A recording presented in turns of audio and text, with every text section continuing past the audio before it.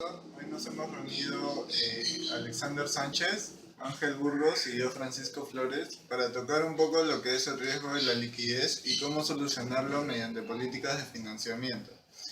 Dime, Ángel, ¿qué es el riesgo de la liquidez para ti qué entiendes por riesgo de la liquidez? Claro, Francisco, mira, el riesgo de liquidez más que todo tiene que ver primero con las responsabilidades que tiene una empresa para hacer frente a sus deudas.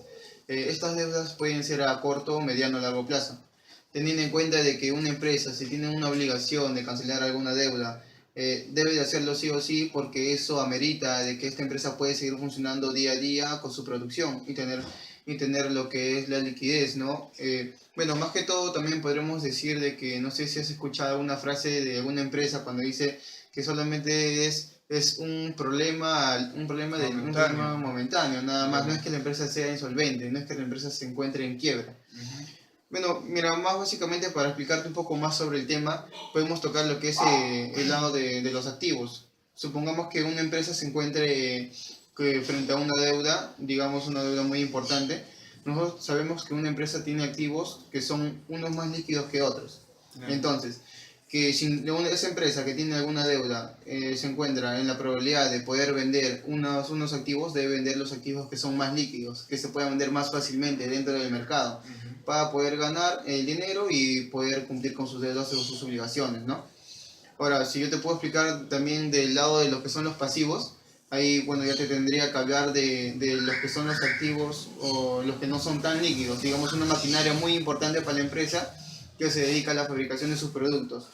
Entonces, debemos tener en cuenta que lo último que se debe de vender para que la empresa cumpla sus obligaciones son esos activos, ¿no? Los activos a largo plazo, que quizás nosotros o como la empresa podría incurrir a lo que es una pérdida. Supongamos que la empresa tiene una maquinaria que le ha costado $1.000.000 y si esa empresa encuentra una obligación necesaria de cumplir, de pagar dicha deuda, se va a ver en la obligación de vender quizás a menos precio a la cual ellos lo han adquirido, ¿no? Claro. Bueno, no sé, Alex, si tú me puedes explicar cuáles son los objetivos, ¿no? de lo que es riesgo de liquidez. Claro, pues mira, el objetivo principal del riesgo de liquidez en una empresa es porque ésta tiene que saber manejar de manera adecuada su posición de liquidez frente al resto de las empresas, para que de esta manera sea una empresa competitiva. Es decir, la empresa tiene que tener un nivel de liquidez intermedio, no puede tener ni muy poca liquidez ni mucha liquidez. Muy poca liquidez, ¿por qué no? Porque le haría falta que consiga financiamiento, préstamos, y si en el análisis de sus estados financieros se ve que hay una brecha de liquidez, entonces sus intereses serían más altos y esto al final terminaría por reducir también su rentabilidad o sus ganancias. ¿Y por qué tampoco no puede tener, digamos, mucha liquidez? Porque esos activos o ese efectivo podría utilizarse, digamos, para nuevos proyectos, para aumentar la producción, una nueva línea de producto, ¿no? Ángel, también quiero hablarte sobre las funciones de liquidez. Básicamente se estudian las funciones de liquidez porque queremos evitar una venta precipitada de activos. Es decir, cuando la empresa a veces incurre en problemas de falta de liquidez, las empresas no pueden pedir un préstamo bancario de manera inmediata, pero a veces el dinero lo necesitan ya. Entonces, una manera muy rápida es de vender sus activos. Sin embargo, esto hace que la rentabilidad y sobre todo la percepción de los accionistas y de los clientes, pues con respecto a la empresa, disminuya, ¿no? También podemos reducir la prima de riesgo crediticio, es decir, si una empresa tiene buen historial crediticio o buen nivel de liquidez, entonces también las entidades que le presten dinero le van a prestar a una tasa de interés muy competitiva o baja. Claro. Aquí también tengo en cuenta de que hay algunas mediciones en las cuales se puede medir, no sé si lo sabes o nos puedes explicar. Claro, Ángel, mira, a nivel general en las entidades financieras más o menos se manejan unas gaps o lo que le llaman intervalos financieros de liquidez. Más o menos son unos 5 o 6, te voy a mencionar los principales. El primero es cuando la empresa incurre en un riesgo de liquidez del primero al séptimo día. El segundo es cuando incurre en un riesgo de liquidez del octavo al quinceavo día y del 16avo al último mes. Y así hasta 2 meses, 3 meses, hasta un semestre y hasta un año. Obviamente, a mayor tiempo que pasa, la empresa va a tener mayores problemas, ¿no? Para poder salir de esa falta de liquidez. Claro, ya cuando llega a más de un año se puede decir que la empresa es insolvente. Insolvente y obviamente podría decirse que ya va Llegó a la quiebra, a la bancarrota. a llegar a la quiebra, a la bancarrota. Bueno, y bueno, para terminar mi parte de Ángel, quiero mencionarte que hay unos modelos para poder medir el riesgo de liquidez. Son tres, básicamente el vencimiento contractual, vencimiento esperado y lo que es el análisis dinámico. Lo podría explicar mediante un ejemplo, pero para no hacer muy complicada nuestra posición, pues lo vamos a dejar ahí. Francisco, quería preguntarte, ¿quiénes serían los que están expuestos a este riesgo de liquidez? Bueno, en realidad todas las personas, ya sean naturales o jurídicas, ¿no? Una persona común, una empresa, inversionistas no bancarios, instituciones bancarias y hasta los mismos estados, ¿no? Pero a cada una de ellas le va a afectar de un modo particular.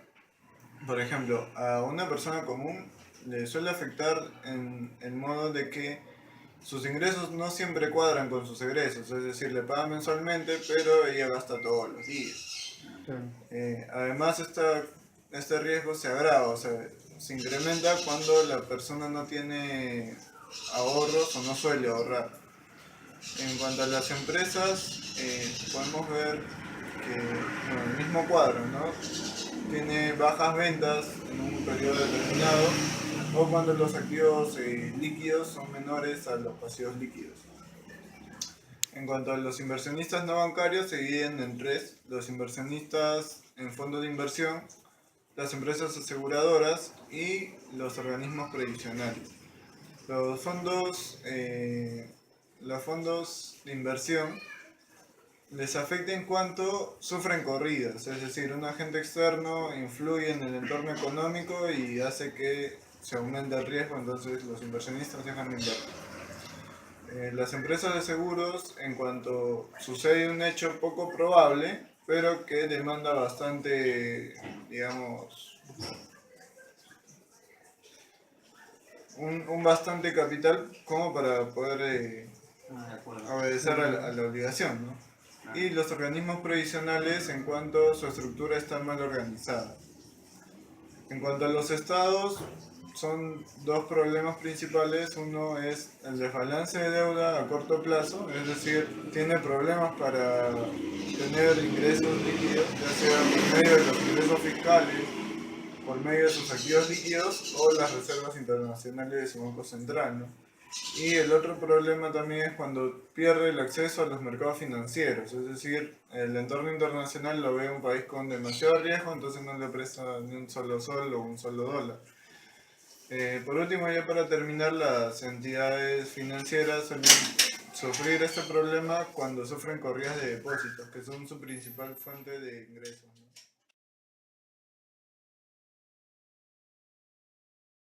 ¿no? ¿Podrías hablar qué soluciones se puede dar cuando una empresa o un ente financiero tiene lo que es el riesgo de liquidez?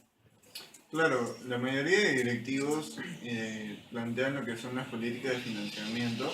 Estos son como que un conjunto de reglas donde te especifican los plazos, los montos y hasta las tasas de cómo asumir el financiamiento, ¿no? Es también frecuente que se determinen los niveles de autonomía de cada directivo en cuanto a la capacidad de poder adquirir o autorizar un monto de financiamiento para la empresa, ¿no? Estas políticas de financiamiento cumplen dos funciones principales, las cuales son la protección de la empresa y la protección del directivo que toma El mando, por claro, que toma el mando para el financiamiento, ¿no? ¿De qué manera protege a cada uno? A la empresa para evitar malversaciones de fondos, corrupción y ese tipo de cosas. Y al directivo para protegerlo del riesgo que incurre en el financiamiento, ¿no? Alex, no sé si me podrías explicar un poco lo que son los proyectos que implican las políticas de financiamiento. Claro, Francisco, mira, cuando una empresa está en riesgo de liquidez, básicamente va a buscar financiamiento para sus proyectos o para poder cubrir ese riesgo de liquidez. podemos decir que hay tres periodos. El primero, a corto plazo, que abarca un tiempo de hasta 3 meses. El segundo, un mediano plazo, que abarca un tiempo de entre 3 meses a un año. Y el largo plazo, que abarca pues, un tiempo de un año a más. Esto para poder financiar los diferentes tipos ¿De préstamos que tiene una empresa? los diferentes tipos de necesidades que tenga una empresa, ¿no? O sea, para nuevos proyectos, para cubrir de liquidez, comprar activos, maquinaria, para aumentar sus inventarios, ¿no? Ángel, ¿cuáles serían los instrumentos financieros con los cuales se podría cubrir el riesgo de liquidez?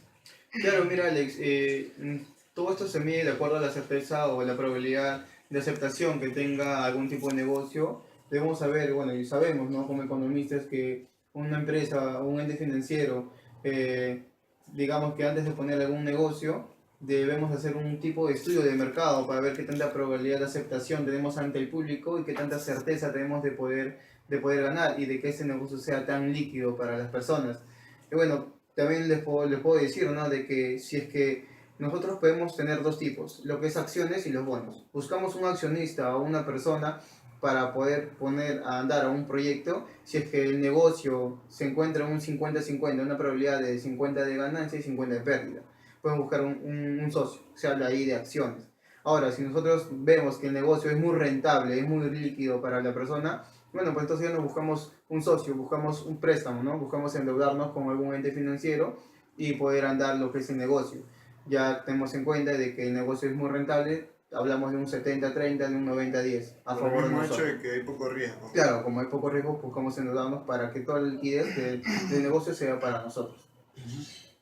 Bueno, Bueno, para terminar esta exposición, quiero, quiero decirle al profesor Taxa que somos del 46E, turno noche. Mi nombre es Alexander Sánchez. Francisco Flores. y Ángel Burgos.